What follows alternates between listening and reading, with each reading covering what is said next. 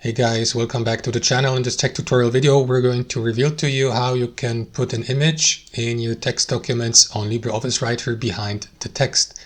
So let us dive into this. Head over to your text document on LibreOffice Writer and insert your image first. As you can see, I have already done that. If you don't know how to do it, click into Insert here. At the top, select Image and locate the image file on your device in JPEG or PNG file format. Position it on your text document, for example, here. What you want to do next is navigate to the image properties. To do that, expand the sidebar here to the right, navigate to properties, and expand the wrap settings here, as well as the position and size settings. So under wrap, make sure that you select through, the option to the very right.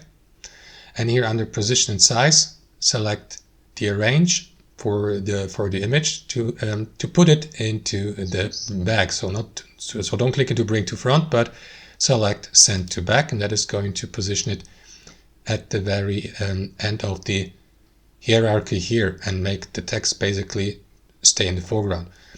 In the final step, what you want to do is move the given image to the text, and as you can see, it's staying in the background and the text in the foreground.